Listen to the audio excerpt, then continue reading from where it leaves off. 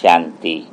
आज 26 मई के बाबा के साकार मुरली के महावाक्य हैं कि तुम्हें सत्संग अच्छे संग में रहना है, बुद्धि को कुसंग में नहीं लेकर के जाना है। तो बुद्धि कुसंग में जाती क्यों है, आज इस पर ही हम विचार सागर मंथन करेंगे। उदाहरण के लिए कुछ एग्जाम्पल हम ऐसे देते हैं जिससे हमें बात समझ में आ जाए। जैसे अगर आप सभी में से पूछा जाए, सभी लोगों को पूछा जाए कि चाय कौन कौन पीता है, तो सभी लोग लगभग हाथ खड़ा करते हैं कि हम लोग चाय पीते हैं। अगर दूसरा सवाल पूछा जाए कि चाय किस किस को बनाने आती है, यानी बनाने का प्रोसेस क्या है ना, तो भी लगभग अगर चाय पीने वाले 100 लोगों ने हाथ खड़ा किया तो 70 लोग तो ऐसे हाथ खड़ा करेंगे ही सही जिनको चाय बनाने का प्रोसेस पता है। भाई गैस चालू करना है, ऊपर चाय के लिए केतली है, वो बर्तन रखना है, चाय का पानी, शक्कर डालना, दूध, तो 70% लोग फिर क्या बोलेंगे कि हमें चाय बनाने का प्रोसेस पता है। अब फिर और आगे अगर प्रश्न पूछा जाए कि चाय अच्छी कौन बना सकता है, तो वहां पर संख्या कम हो जाएगी। यानी सबको प्रोसेस जरूर पता है हर एक आत्मा को, लेकिन फिर चाय अच्छी कौन बना सकता है तो ऑटोमेटिक संख्या कम हो जाती है। तो इसका कारण क्या है? इसका कारण यह है कि अभ्यास की कमी है।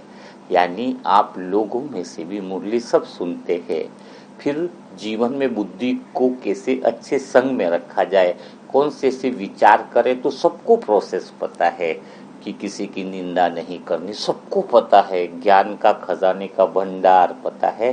किसी आत्मा को खड़ा करके पूछा जाए तो ज्ञान की बौछार कर लेगा।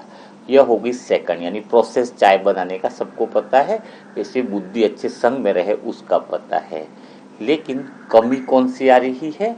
तीसरी चीज, अच्छी बुद्धि संग करे तो जो बातें बताई गई हैं, अच्छी चाय वही बना सकता है जो निरंतर चाय बनाता हो या उस चीज का उसको अभ्यास हो। तो आपको भी जब तक अच्छे विचार सुन लेते हो, सारी बातें कर लेते हो, लेकिन अगर बुद्धि को सत्संग में रखना है तो जो बातें बाबा मुरली में सुनाता है उसके सुनने का उद्देश्य ही अंदर रहे कि मैं आज इन बातों का दिल से अभ्यास करूंगी। प्रोसेस पता होने से तुम्हारी बुद्धि कुसंग से निकलने वाली नहीं है। तो तुम्हें सुसंग में रहना है, अच्छे संग में रहना है। तो तुम्हें अच्छे विचारों को, यानी जितनी बातें अच्छे से बताई जा रही है, परमात्मा जो मुरली के माध्यम से हमें अच्छी बातें बताता है, उसका दिल से गहराई से प्रैक्टिस अभ्यास करना चाहिए। और बुद्धि को कुसंग से निकालने का तरीका यह भी है कि जो तुम अभ्यास करते हो उसमें ज़रूरी है कि आपका मन लगा हुआ होना चाहिए। अगर अभ्यास कर रहे हो लेकिन उसमें रुचि नहीं है, उसमें इंटरेस्ट नहीं है, तो फिर आप क्या होंगे, उसमें सफल नहीं हो पाओगे, अंदर तक बात नहीं जाएगी। तो पहला तो है अभ्यास। अगर हम आत्माएं अपने स्वयं के अनुभवों के आधार पर आपको कोई बात बताएं, इसका अर्थ यह है कि हमने जो भी बातें भगवान बताता है मुरली के अंदर, उसका बहुत गहन रूप से प्रैक्टिकल अभ्यास करते हैं, खाली शॉर्ट्स में नहीं रखते हैं। प्रोसेस पता रखने वाली आत्माएं त्रेता युग के अंत वाली आत्मा है। किस साक्षी दृष्टा कैसे बने तो पूरा बोल देंगे, आत्मिक अभ्यास कैसे करें तो सब बातें बोल देंगे। लेकिन मेन बात है प्रैक्टिस की। अभ्यास करने से ही आप उसका स्वरूप बन जाते हो, है ना। तो आज से आपको अपने स्वयं में यह परिवर्तन लाना होगा, तो आपकी लाइफ में बहुत बड़ा चेंज होगा। सिर्फ अभ्यास से ही संभव है, वो भी मन लगा करके। और ऐसी क्या की चीज की जाए जो बुद्धि कुसंग में न जाए, विपरीत बुद्धि यानी प्रीत बुद्धि रहे, विपरीत बुद्धि ना बने। तो विपरीत बुद्धि नहीं बने उसके लिए सदा हमें आत्मिक स्थिति का अभ्यास रहना चाहिए। सोल कॉन्शियस स्थिति आपकी बनी रहनी चाहिए। और सोल कॉन्शियस स्थिति किसकी बनी रहेगी?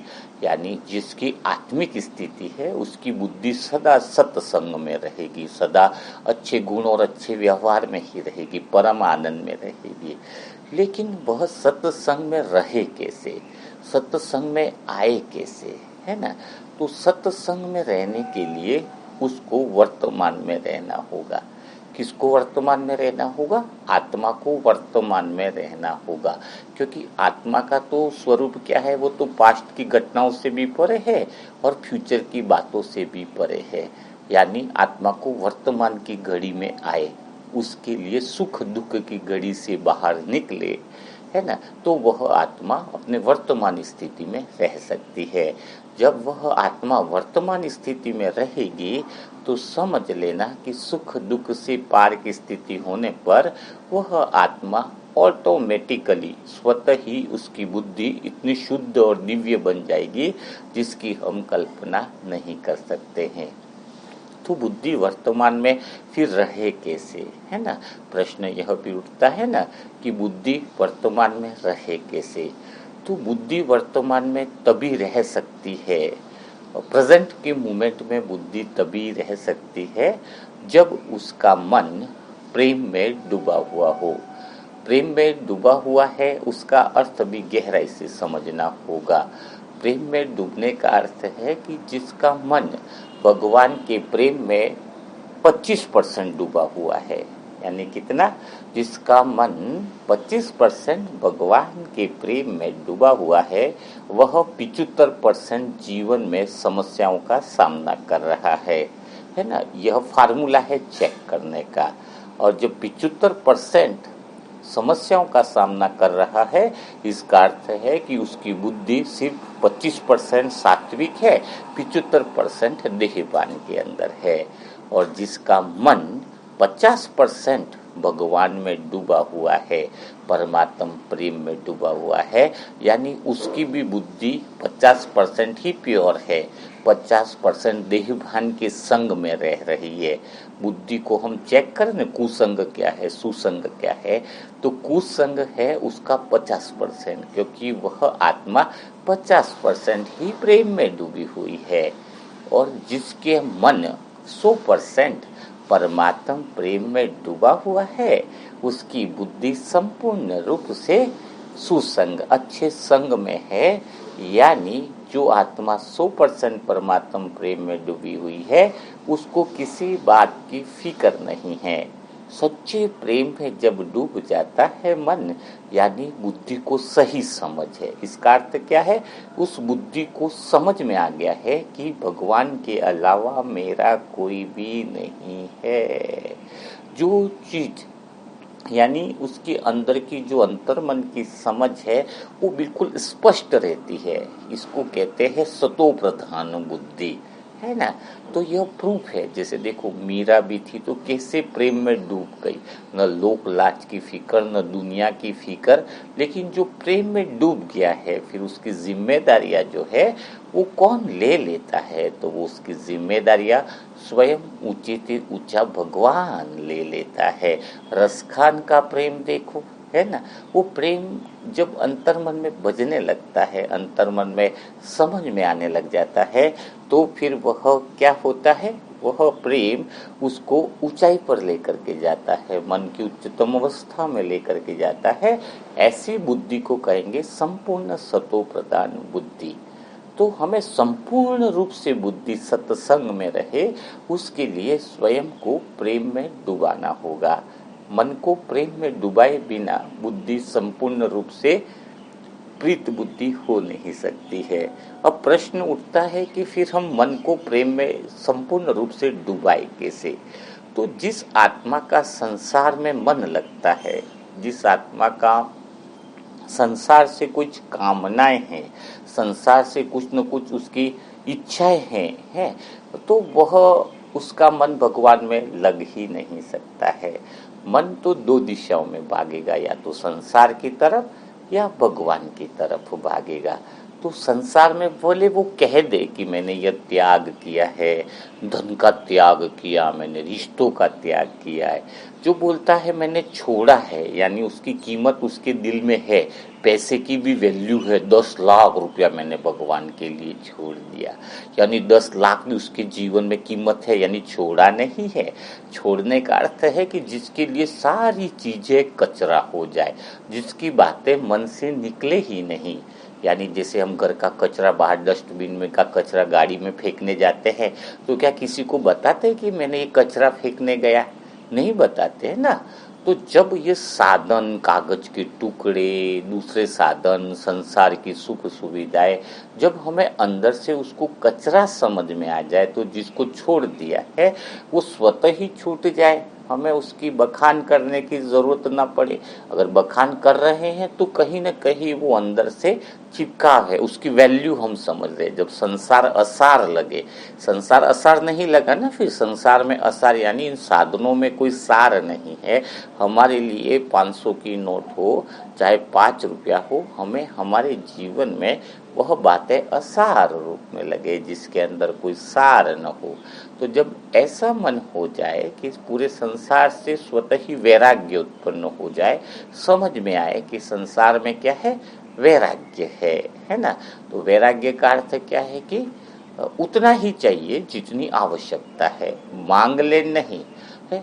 जैसे एक साधु भी आ रहा है घर पर, तो वो कुछ मांग रहा है, तो मांगना नहीं है ना, वो खाना मांग रहा है, तो वो कुदरत का हक है उसका, उतना ले रहा है। आपसे कोई स्पेशल ऑर्डर तो नहीं कर रहा है ना कि मुझे स्पेशल आप वो खाना ला के दो, मटर पनीर ला के दो, ऐसा तो नहीं बोल रहा है ना। वो खाली मांग रहा है, उसको मांग नहीं कहेंगे, उसका मन तो भगवान में लगा हुआ है। वह तो सिर्फ शरीर की पूर्ति के लिए जो आवश्यक है वह चीज ले रहा है। तो हमारे जीवन में भी इतना ही हो या इतनी जो जरूरत है वो भगवान हमें दे ही देता है। हर एक आत्मा को दाल रोटी है, छत है, ये सब तो, लेकिन स्पेशल डिमांड करे कि मटर पनीर ही खाना है, ये ही लेना है, वो ही लेना है, वो फिर संसार के रस में चिपका हुआ मन हो गया। तो हमें चेक करना चाहिए कि हमारा मन कितना उपराम हुआ है और वास्तव में इधर तुम्हारा है क्या, है ना। छोड़ के तो जाना ही है ना। कोई आज तक कोई ऐसा घर बना है जिसमें वो सदा रहा हो? कोई इंसान ऐसा मिलता है आपको कि सदा रहा हो? नहीं ना। वो घर भी छूटने ही वाला है, वो रिश्ते भी छूटने ही वाले हैं, जिसको तुम अपना मान रहे हो सब कुछ छूटने वाला है। तो क्यों ना हम जीते जी उस परमात्म प्रेम में डूब जाए और अपनी बुद्धि को यहाँ के साधन और रिश्ते नातों से हटा ले, है ना। एक तो लकड़ी होती है जो गीली लकड़ी है, जो जलती है तो जलेगी, तो गीली लकड़ी भी, सूखी लकड़ी भी जलेगी, लेकिन गीली लकड़ी जो जलेगी वो धुआं देगी, धीरे धीरे करके पूरा वायुमंडल खराब दे देगी। तो तुम आत्माएं भी तो पल पल गीली लकड़ी की तरह संसार में मर ही रहे हो ना। क्या मिल रहा है इस संसार से? तुम तन से दुखी हो, मन से दुखी हो, रिश्तों से भी दुखी हो, धन से दुखी हो, तो सारी चीजों का दुखी तो है इस संसार के अंदर। तो पल पल मर रहे हो, है ना, हर सेकंड मर रहे हो, है ना। लेकिन वो विरला लोग होते हैं जो जीते जी मर जाए, है ना। मीरा जैसे मैंने बताया, ब्रह्मा बाबा, ऐसे आत्माएं जो प्रेम में डूब जाए और उनको संसार में रहते हुए भी संसार से वैराग्य आ जाए, संसार का कोई मोह न रहे, संसार का कोई लगाव न रहे, संसार का कोई आकर्षण न रहे, है ना।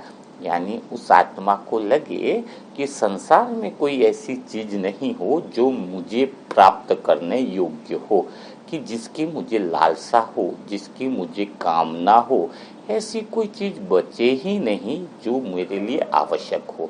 ठीक है। तो मुझे ऐसे परमात्म प्रेम में जब मैं आत्मा डूब जाऊं तो क्या होगा?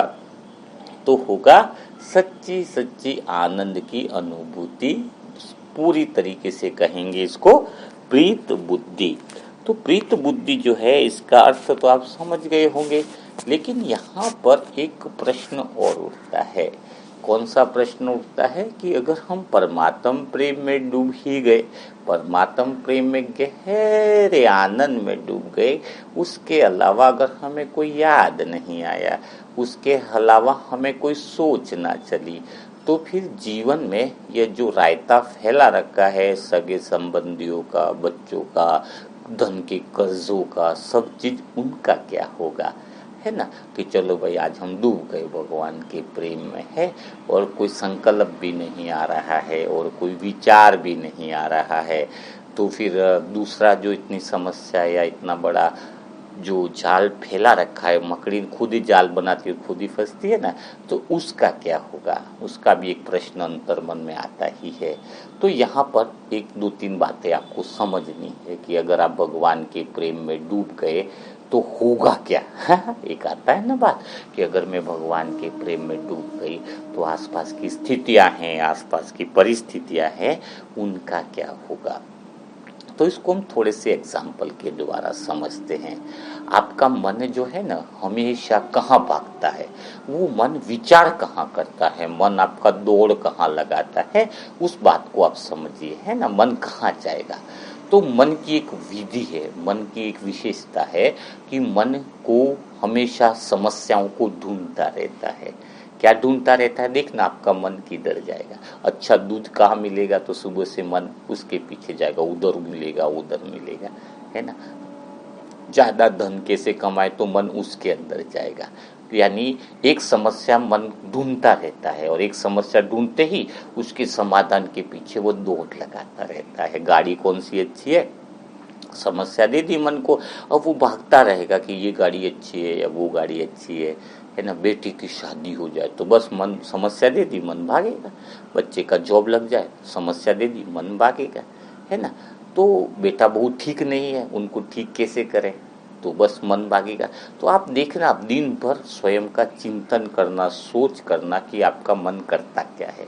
आपका मन एक समस्या को पकड़ता है और उसके समाधान के प्रति दिन भर भागता रहता है, और उससे होता क्या है, उससे रिजल्ट्स क्या आता है, यह बात भी हम समझते हैं। और मन हमेशा एक चीज और भागता है, क्या, कि आगे मेरा क्या होगा, मेरा भविष्य में क्या होगा, 10 दिन बाद ऐसा नहीं करूंगी तो उसका क्या होगा, एग्जाम दिया तो उसके रिजल्ट का क्या होगा, है ना। तो हमेशा मन उसी चीज में भागता है। एक तो कौन सा, समस्याओं के समाधान के पीछे भागता है, और दूसरा अब आगे क्या होगा इसके पीछे भागता है।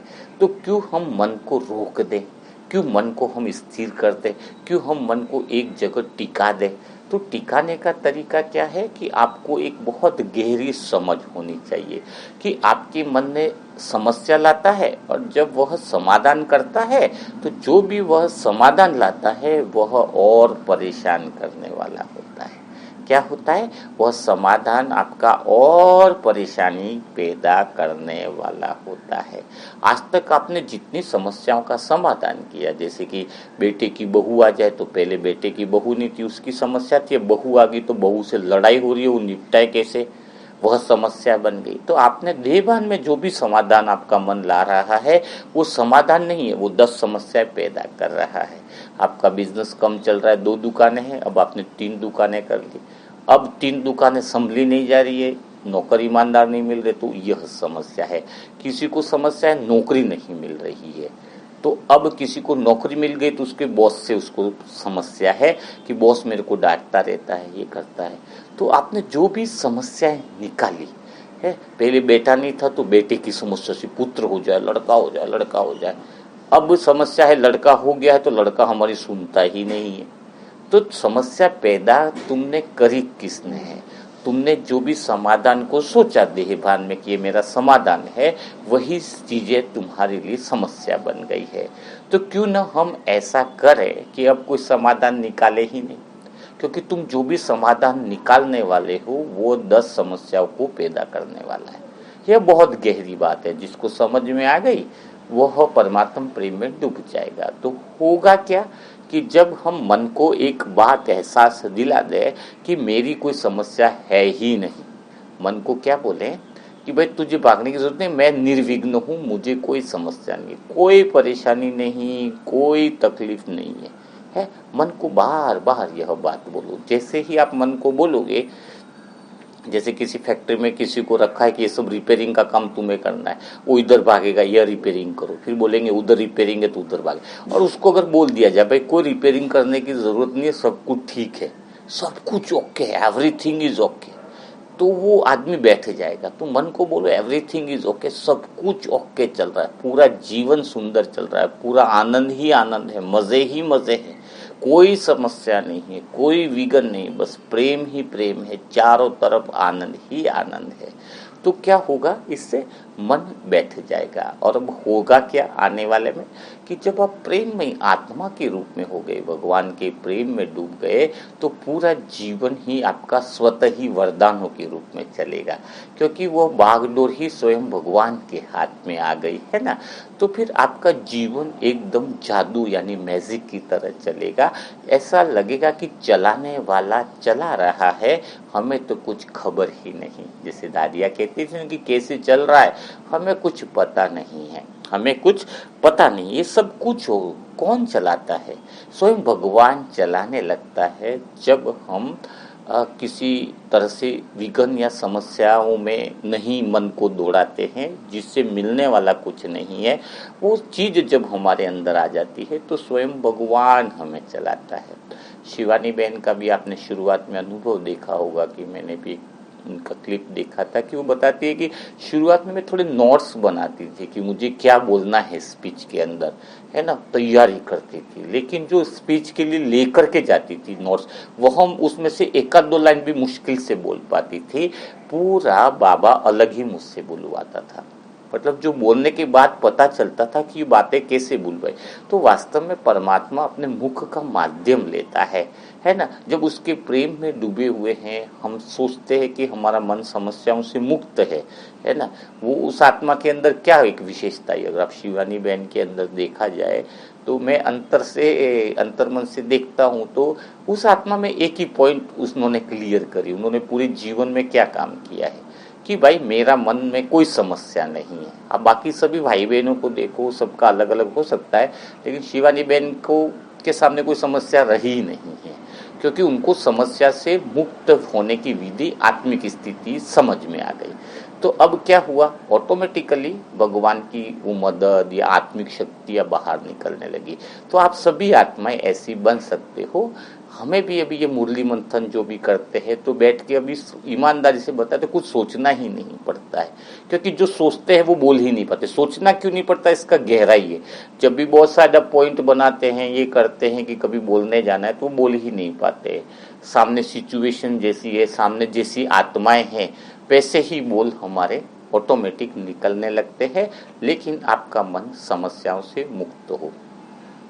लास्ट पॉइंट है जिसको आपको गहराई से समझना है, कि आपकी बुद्धि सुसंग में कैसे रहे, है ना। अच्छे संग यानी अच्छे संग का तो शरीर की आत्माओं के संग की बात नहीं हो रही है। अच्छे संग की बात है कि आपकी बुद्धि अच्छे विचारों को ही करे, अच्छे संकल्प ही करे, आपके वाणी बोल और व्यवहार में अच्छी बातों का ही संग करे, आपके अंदर ईश्वर की वाणी की ही अभिव्यक्ति हो, भगवान के जो महावाक्य हैं वही बोल आपके अंदर से निकले। यह है संग। बाहर से कोई संग नहीं की बात हो गई, है ना। अब बाहर से कोई आपको बुरा आदमी मिल गया, लेकिन आप उसके विचार को ले ही नहीं रहे, तो कोई संग आपका बुरा है तो भी आप अंदर से नहीं लोगे, तब तक बुरा है ही नहीं। और कोई अच्छी आत्मा है और वो विचार आपके अच्छे करे और वो बातें भी तुम नहीं ले रहे, तो भी अच्छा संग नहीं है। तो कोई साथ में कौन है इसके ऊपर कोई डिपेंड नहीं करता है, आप लेते क्या हो वह निर्भर करता है। जैसे उदाहरण के लिए मैं आपको समझाऊं कुसंग। अब जैसे आपके घर में कोई बेटा है, बहुत ज़्यादा चिल्ला रहा है, गुस्सा कर रहा है, तो आपकी बुद्धि क्या ग्रहण करेगी, ये आपके ऊपर डिपेंड करता है। तो आपके अंदर कौन सी चीज़ है जो ग्रहण करनी है। अगर आप आत्मा प्रेम में डूबी हो, शांति में डूबी हो, इसका अर्थ क्या है, इसका अर्थ क्या है, उसको समझना है। कि अगर आप गहरी शांति में डूबी हो, तो वो आत्मा जो चिल्ला रही है, वो गुस्सा आपको दिखाई ही नहीं देगा। अगर आप गुस्सा दिखाई भी दे रहा है, इसका अर्थ है कि आप शांति में नहीं हो। उदाहरण के लिए इसको बहुत अच्छे से समझो। जैसे रूम के अंदर वो इंसान चिल्ला रहा है, आपका बेटा ही चिल्ला रहा है, गुस्सा कर रहा है, तो आपको क्या दिखाई दे कि आपको उसके पास, आपके पास शांति का चश्मा लगा है ना, तो आपको शांति दिखाई दे। कौन सी, कि उस पूरे बड़े हॉल के अंदर वो खाली छोटा सा मुख है, वो चिल्ला रहा है। इसके आसपास हवा जो है वो कैसी है, एकदम शांत लहरें बह रही है। पास में कुर्सियां पड़ी है, क्या वो चिल्ला रही है, नहीं, वहां पर भी बहुत गहरी शांति है। दीवारों को देखो, दीवारों को चारों तरफ से देखो, दीवारें कैसी लग रही है आपको, दीवारों में भी पूर्णतया शांति है तो खाली वो व्यक्ति जो चिल्ला रहा है, आपका बच्चा, वो जो मुख है छोटा सा, वो चिल्ला रहा है, उसके आसपास अगर आप देखें तो गहरी शांति ही तो शांति है। वैसे ही पूरी दुनिया में देखा जाए तो आप लोग क्यों दुनिया में अशांति पड़ा रहे हो? क्योंकि आपको देखता है कि उधर युद्ध हो रहा है, फलना हो रहा है, दो लड़ाई हो रहा है, गली में दो लड़ाई, तो आपको वो दिखता है। नहीं, बहुत गहरी शांति है ना, पूरी दुनिया में तो शांति ही शांति है। समुद्र में देखो कितनी प्यारी सी लहरें बह रही है, गहरी शांति, हवाओं में शांति है, पेड़ पौधों में शांति है, चारों तरफ शांति ही शांति है।